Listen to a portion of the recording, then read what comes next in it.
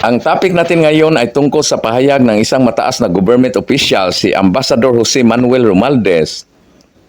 Ayon sa kanya na ang kukunin ng Pilipinas o ang priority ng Pilipinas ngayon ay ang mga tinatawag na land-based type of defense capability. Pero bago tayo magpatuloy, huwag niyong kalimutan pindutin ang subscribe button para lagi kayong updated.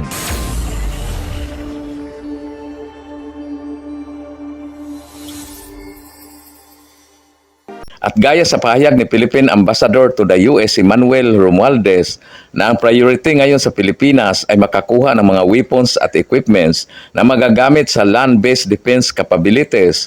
At ayon pa kay Ambassador Romualdez, na ang tungkol sa usapin sa F-16 fighter jet ay pag-aralan pa daw dahil sa sobrang laki ng budget na kailangan nito.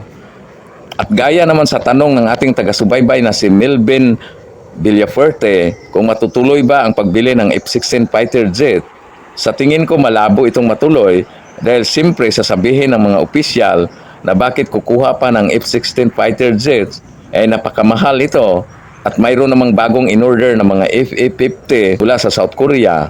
Ang presyo ng 20 na F-16 ay aabot ng 5.8 billion US dollar.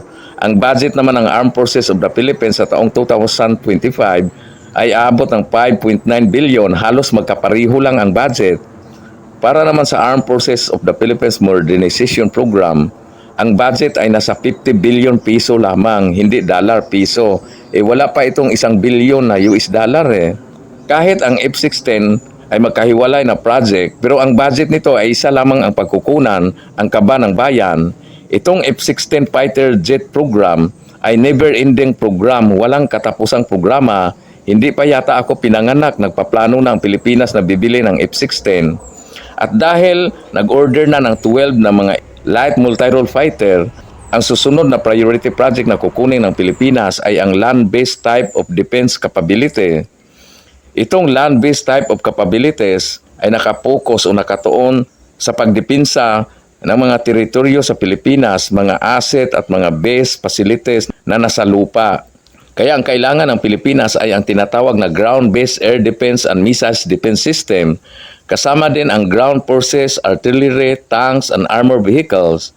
Ang ground-based air defense ay mga missiles na siyang mag-intercept at pasabugin ang mga aircraft o mga fighter jet ng mga kalaban, kasama na ang mga drone at mga missiles. Habang nasa himpapawid pa, kasama rin sa ground-based air defense ang jammer o electronic warfare system.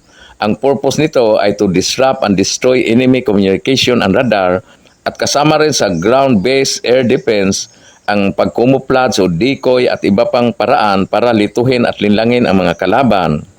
At siyempre kasama rin ang command and control para mag-coordinate ang military operation and communication, kasama din ang surveillance and reconnaissance para mamonitor ang galaw ng mga kalaban. Ito ang tinatawag na gathering intelligence, at dahil dito ang Philippine Army ay kukuha at bibili ng mga short-range air defense system para proteksyonan ang mga teritoryo ng Pilipinas laban sa China.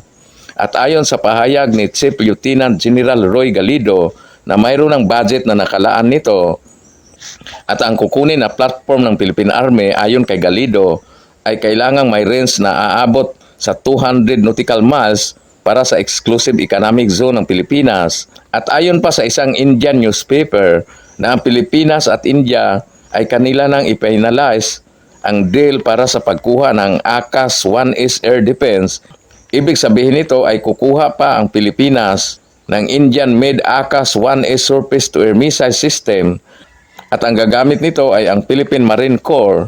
At mayroon ng mga negosasyon between India and Philippines tungkol sa presyo sa nasabing ACAS-1S missiles. Matatandaan natin na suki na ng Pilipinas ang India when it comes to weapons and equipment. Ang mga bagong BrahMos missiles na ngayon ay ginagamit na ng Pilipinas ay galing sa India. Ang ACAS missiles ay isa ring medium-range mobile surface-to-air missiles na dinevelop ng Indian Defense Research and Development Organization o DRDO. Ang ACAS missile system ay kayang mag-target o pasabugin ang mga eroplano o mga fighter jet sa layong 45 kilometers, at kaya din itong targetin o pasabugin ang mga drone at mga cruise missiles at mga air-to-air missiles.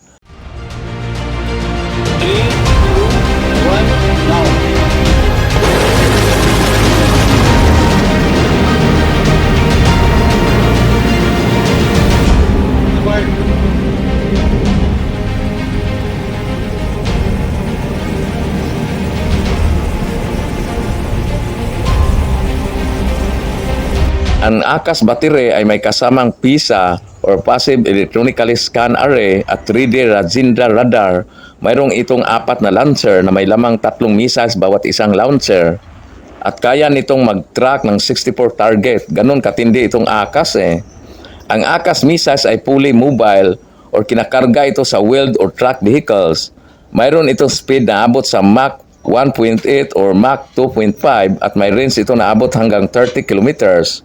Ang maganda kasi pag doon bibili sa India ng mga missiles, ay madali lang magkasundo o madali lang kausap ang India. Gaya halimbawa ng pagbili ng Pilipinas ng mga BrahMos missiles noong 2022, madali lang ang negosasyon. Ito namang ACAS missiles ay madali rin ang negosasyon nito dahil ang India ay papayag ng utang. Itong ACAS missiles na kukunin ng Pilipinas, ang India ay papayag na utang o hulugan basta araw-araw ang singil. Aba, parang 5-6 ha. Pero okay na rin ito dahil maganda naman at napaka-powerful ng ACAS missiles. Kaya nitong pasabugin ang mga ballistic missiles ng China na gawa ng Racal at Ruse. Kaya maganda rin ito na mayroon ang Pilipinas ng mga ACAS missiles. Sa amin sa Bohol, marami ding ACAS, puno ng akasya. Sa kasalukuyan, mayroon na ang Pilipinas na 3 battery na Spider Air Defense na galing sa Israel at BrahMos missiles na galing sa India. At mayroon pang pahabol na request si Jerry Alcantara. Ang kanyang request ay tungkol sa lumubog na frigates ng North Korea. Ito ang nakakahiya dahil ang bagong frigates ng North Korea na Choy-Yon class frigates ay gumugulong at lumubog sa harap mismo ni President Kim Jong-un sa mismong araw ng launching ceremony. Lumubog kaagad ang frigates na ito na made in China. Siguro Racal na naman ito at Ruse. At kasalanan din ito ni Kim Jong-un dahil pinamadali niya ang mga crew. Ang mga crew na kinuha ni Kim Jong-un ay walang experience sa barko dahil karamihan sa kanila ay mga tricycle at habal-habal driver. Noong araw na yon, sinisigawan ni Kim Jong-un ang mga crew. Sumigaw si Kim Jong-un na on. Ibig sabihin, i-on ang switch ng makina para aandar pero ang pinindot ng mga crew ay off, kaya lumubog. At sa tanong ng ating mga kaibigan, kung bakit hindi na lang gagawa ng mga missiles ang mga Pinoy, sa ngayon wala pang kakayahan ng Pilipinas gumawa ng mga missiles. Ang kayang gawin ng mga Pinoy ay ito pa lang.